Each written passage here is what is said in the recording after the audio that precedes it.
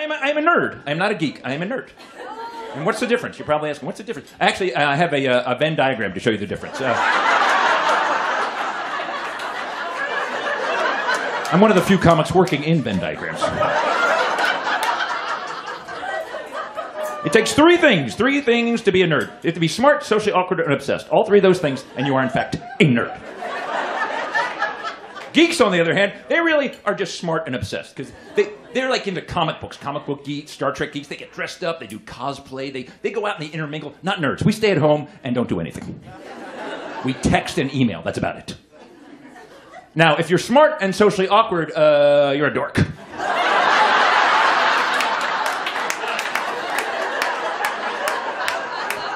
And nobody wants to be a dork. So if you're a dork, you just get obsessed and you move into the nerd region.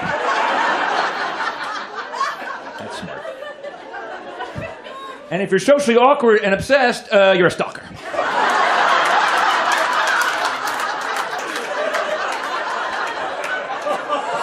What's amazing is how close those four things are, really.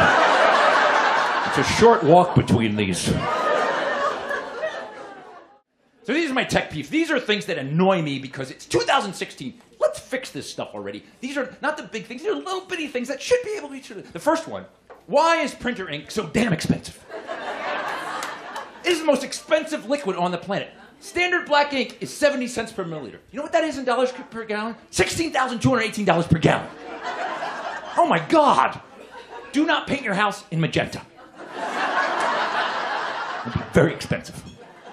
Let's compare this to other liquids. Human blood is 38 cents per milliliter. The essence of human life is cheaper than printer ink. That is so wrong. Look, penicillin's cheaper, vodka, Red Bull, but crude oil is 1/10 of a cent per milliliter. They gotta drill a mile down, and it's cheaper than printer ink. Where the hell are they getting printer ink? The core of the earth?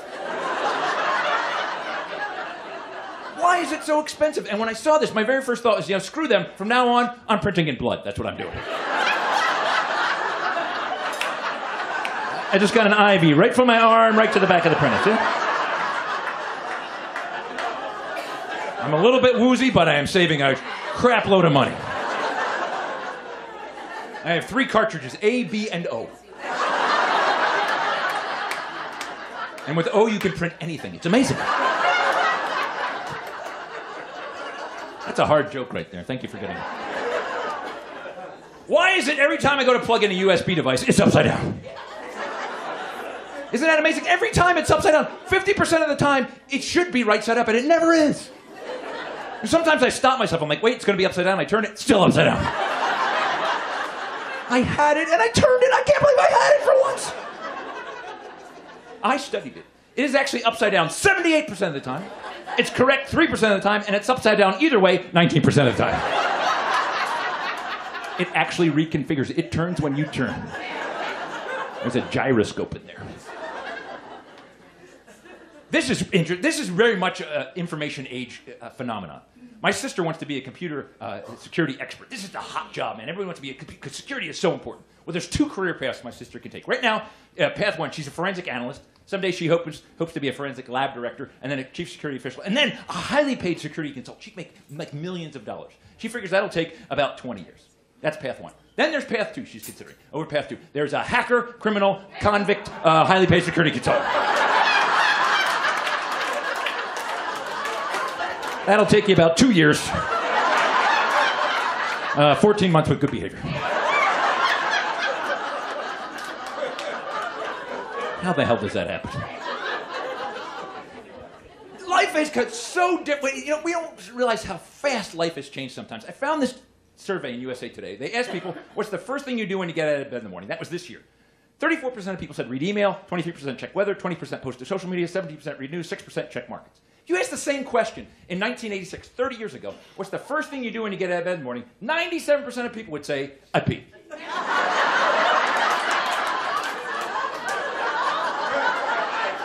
I get out of bed, I pee. That's usually what I do. 3% of people would say, I changed the sheets because I peed in them.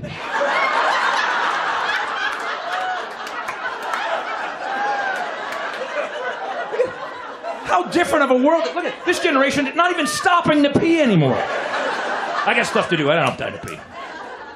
I gotta go fast. I'm out of time here. I don't like Facebook. And here's what Facebook, I hate it. And I proved to myself why I don't like it. So what is Facebook when you think about it? It's friends plus updates plus ads. That's all it is.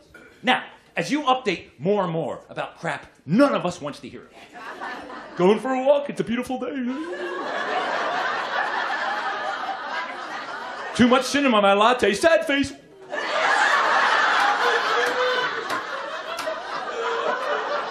You are annoying the hell out of people. So what happens? Your friends start to drop off. They're annoyed by you. You have no real friends, which means you have meaningless updates, which means eventually Facebook is ads. That's all it is, ads. Now, when you buy an ad, what is it? You pay a certain amount of money, it runs for a certain amount of time. Therefore, Facebook is time times money. Now, we all know time is money. Therefore, Facebook is money times money, or in fact, money squared. Now, since money is the root of all evil, therefore money squared is evil, therefore Facebook is evil.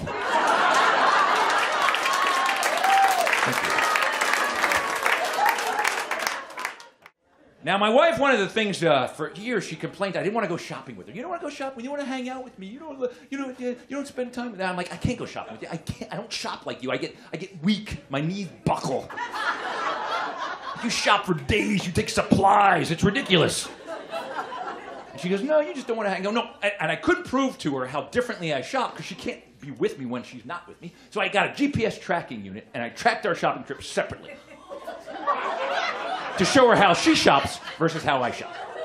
Okay? So I went first. I needed a pair of pants. So there's the Gap. I'm going to the mall, need a pair of pants. Here's how I do it. Don enters the mall, takes a left, take a right, buys the pants, take a left, take a right, goes home.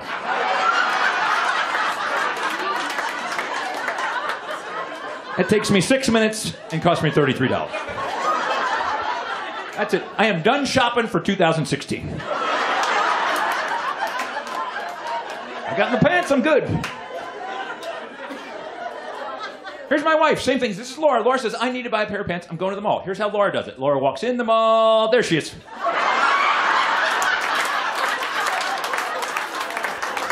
3 hours, 26 minutes, $876.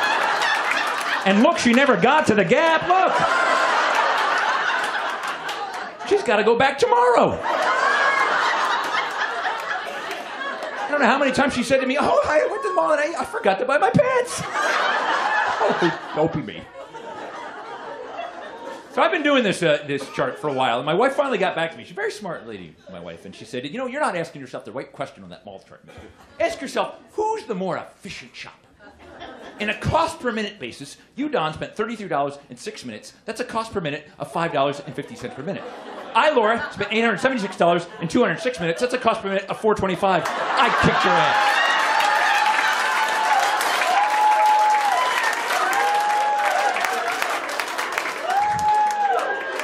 Honey, you are so hot right now. You did math just for me. Oh, you're turning me on. She doesn't do math for just anybody. And now that we've reached 20 years, I've realized the key to a long marriage is summed up in this chart. Two things need to line up.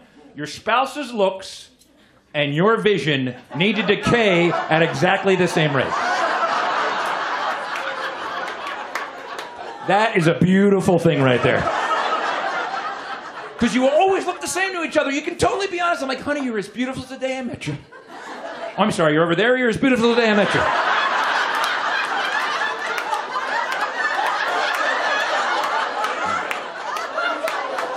You need to make more noise when you move. Are you still in the room?